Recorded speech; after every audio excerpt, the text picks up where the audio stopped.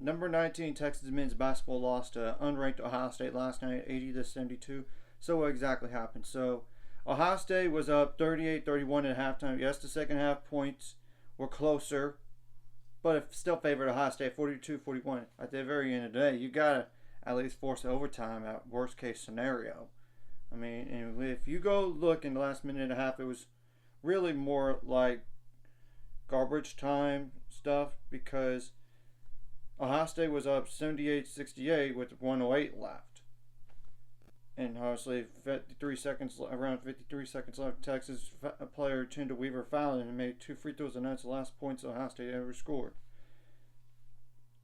So if you could just follow along, and I apologize for looking down because I cannot memorize all this stuff. And yes, Trey Johnson made a jumper, assisted by Julian Larry, around 37 seconds left to beat down 80-70. Of course, around 9 seconds left, Micah Parrish from Ohio State turned the ball over, which was stolen by Julian Larry from Texas, and he made a layup around 5 seconds left, and that was the game. So it could have been a little bit worse in terms of difference.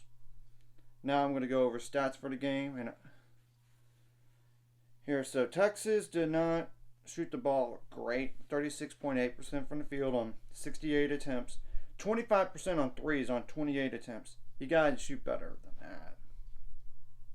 And granted, Trey Johnson made 5 of those out of 10.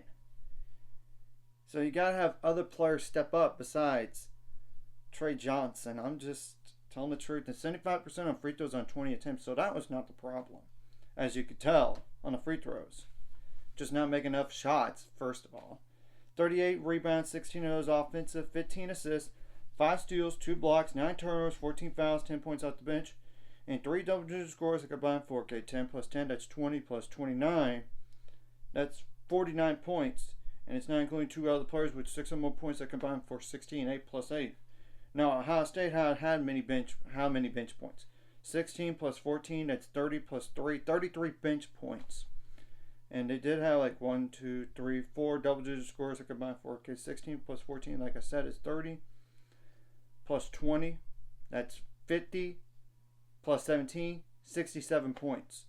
And literally one player had 6 or more points, other player in it just with 6. And Ohio State shot 45% from the field on 60 attempts, so they were more efficient offensively, as you could tell.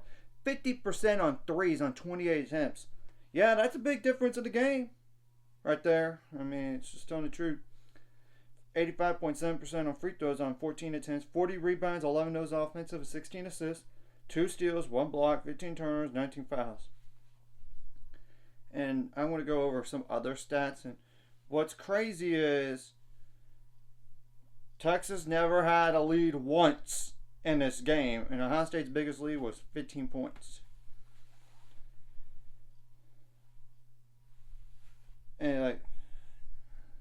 And on the rebounds, by the way, Ohio State out of those 40 rebounds, 11 of those were offensive, while Texas had 16 offensive rebounds. So I just want to clarify there. Now, points on turnovers favor Texas, 18-2. Simple, but and fast break points favor Texas as well, 10-0. Points on paint did favor Texas, 26-22. That's all the stats for the game. And what does Texas have the next 5 games? Just to give some context. So they literally play on November 18th against Houston Christian University. Then the following game is Chicago State on November 12th. Then Mississippi Valley State on November 16th. And then, of course, November 21st is a UKG Legends Classic where they play Syracuse in the first game. Then the following game is either against Texas Tech or St. Joseph's. Just to give some clarification on the next 5 games. And if you want to include one more game, it would be Delaware State University, DSU. And I'm going to double check that right now. Yep, that's what I thought. So What does Ohio State have in the next 5 games? And they do not play like a Thanksgiving tournament, by the way. If you do look at the schedule.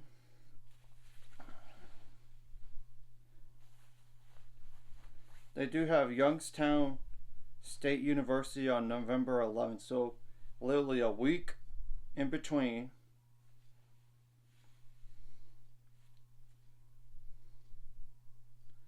And then you had to go on the road to Texas A&M on November 15th. And Texas A&M did lose to unranked UCF. So that's kind of interesting right there.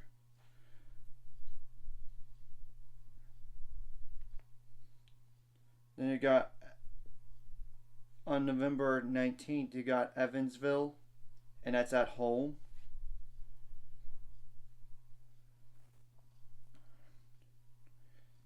Okay, November 22nd, you have Campbell at home. Then you got Green Bay at home on November 25th. So anyways, if you like this content, hit the like and subscribe button. See you guys later. On the road to 7 subscribers. Of course, ultimate goal is 1,000 more. Some money after this. Of course, like the video, comment video really helps YouTube algorithm. So more people can see it. Sharing the video does help as well, so more people could watch. And if you're watching and not subscribed, hit subscribe button for the notification bell as well. And if you want to include one other game, it would be like Pitt November 29th, by the way.